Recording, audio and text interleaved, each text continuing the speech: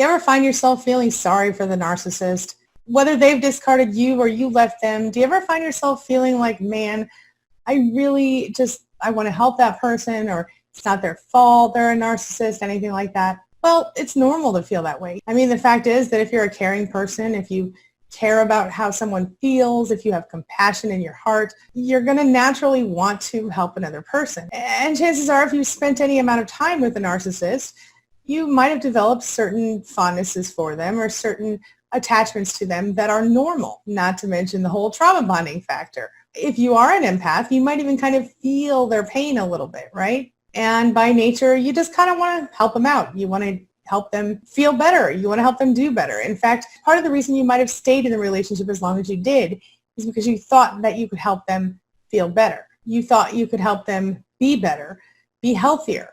You felt sorry for them. And the fact of the matter is that you're not outside of normal for feeling that way. But what you have to remember is you're not dealing with a standard person. You're dealing with a toxic narcissist. So today at queenbeing.com, we're going to talk about why it is that you feel sorry for the narcissist and why you shouldn't. Why you should stop feeling sorry for the narcissist.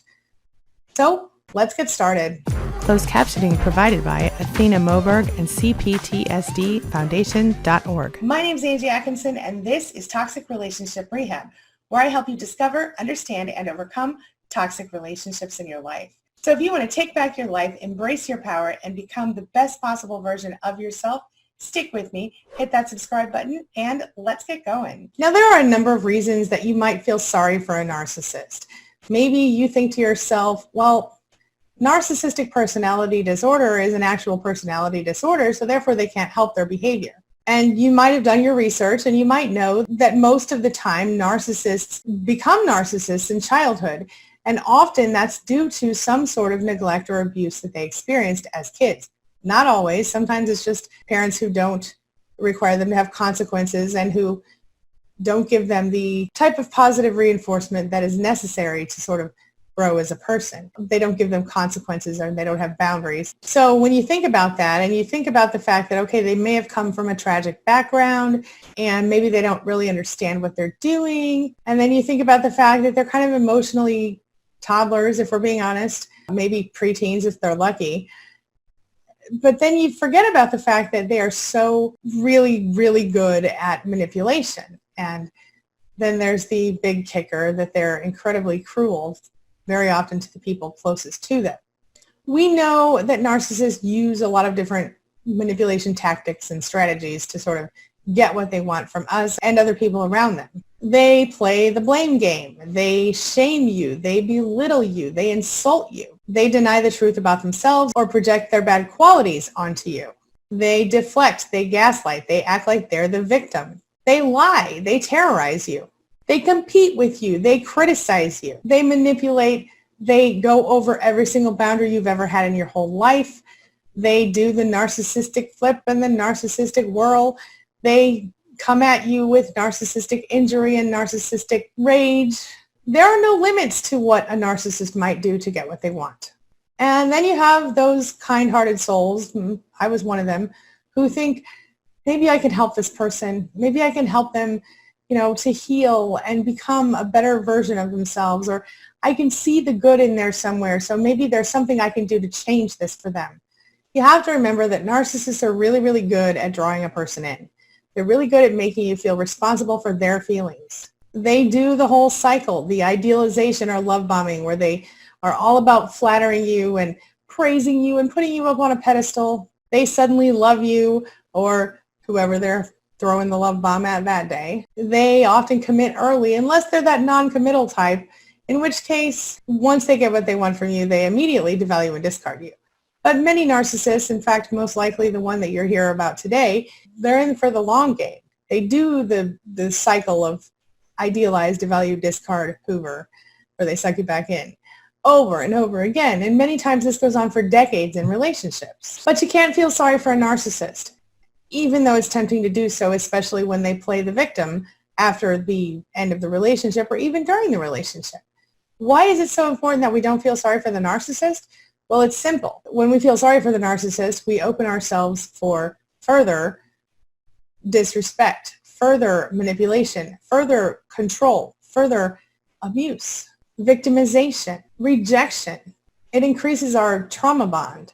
It makes everything harder. So look, if you can't just completely let go of the need to feel sorry for that person, then at least do it from a distance. I like to look at it like this. Yes, narcissistic personality disorder is in fact a real thing. It's a personality disorder. However, I like to see it as a limitation. For me, it's always been about recognizing that I was not the problem in that situation. Even though I was never perfect in any relationship, even though I made my own mistakes, I know in my heart of hearts that I did the best I could. And I also know that the behavior of narcissists is not normal. Normal people don't act that way. It's true. So let's just go ahead and break it down a little further than that, shall we? It's never okay to negate a victim of abuse, and this includes narcissists. It's never okay to tear someone down.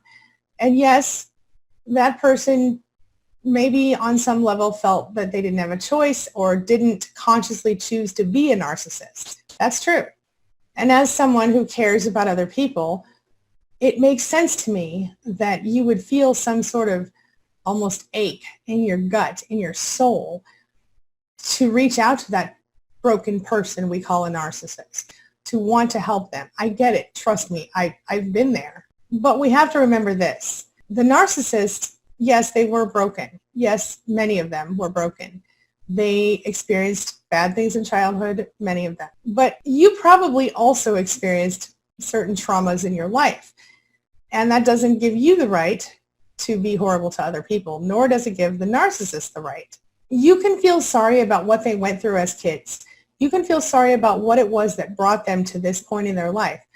But you have to recognize that as adults, we have choices. We can choose to be complete jerks and not care about how anyone feels, or we can choose to evolve as people and change ourselves and do better for ourselves. The narcissist that you're dealing with is now an adult. It's a person who is actively pursuing and pushing that abuse cycle. Whether it's conscious or otherwise, they're doing it actively. They are no longer helpless. They are, in fact, inflicting abuse on people around them, sometimes almost for sport. Just remember this. While many narcissists have gone through difficult childhoods, like I said, or have some sort of trauma that led them to becoming a narcissist, so did many empaths. Most people who get involved with narcissists long-term also went through some sort of trauma growing up, also went through something that brought them to the point of becoming codependent and becoming the sort of person who would continue to try to help a person who's actively abusing them. It doesn't make you wrong or bad. It just gives you a little perspective. You could have chosen to become a narcissist. You could have become the sort of person who stopped caring how other people felt, but you didn't. Why is it that two people who went through the same sort of trauma can become two completely different people? Why is it that one becomes a narcissist and the other doesn't? Well, it's because they chose it. They chose to become a decent person. You chose to become a decent person. You took the bad things that happened to you and you turned them around and you learned how to give back to other people. You learned how to, maybe as a parent, to treat your children with love and respect and like they're individual people. Or maybe as a spouse, to treat that person like they matter, like they're worth your time. The narcissist didn't do that. They didn't make that choice. And that's not your fault. You need to stop feeling sorry for them. I'm not here to tear down the narcissist. I'm not here to tell you that you can't care about how they feel. I just want you to understand it's not your responsibility to feel sorry for the narcissist. You didn't do anything to them. And even if you reactively did something or shouted a name at them or whatever, if you did something in reaction to their abuse that made you feel bad about yourself, you must recognize it for what it is. You can only put up with so much. I have a better option for you. The next time that you find yourself feeling sorry for the narcissist, I want you to take a deep breath and I want you to turn that energy, that compassion, that love, that concern back toward yourself. You deserve to be treated with that much love and respect. You deserve to care that much about how you feel. And maybe you've never done that before in your life, but it's time. It's time for you to let go of those feelings of sorrow, of those feelings of inadequacy, of those feelings of just not being enough. And what better way to do that than to turn that energy that you spent feeling sorry for the narcissist and feeling bad for them and trying to help them be a better person and a better self back onto yourself. Give yourself that love. Give yourself that energy. Make yourself happy for once. What do you say? Are you with me? This brings me to the question of the day. And the question of the day is, have you ever felt sorry for a narcissist? How did it work for you? Share your thoughts, share your experiences, share your ideas in the comment section below, and let's talk about it. Now, before I go, I want to make sure to give a shout out to my amazing channel members, those people who choose to support me through the YouTube membership program. Thank you so much for your support. It really does mean the world to me because you're helping me to further grow my mission to help narcissistic abuse survivors discover, understand, and overcome narcissistic abuse in toxic relationships. You'll see their names scrolling right there. And to everyone who likes my videos, subscribes to my channel, shares my videos, and comments on my videos, thank you so much.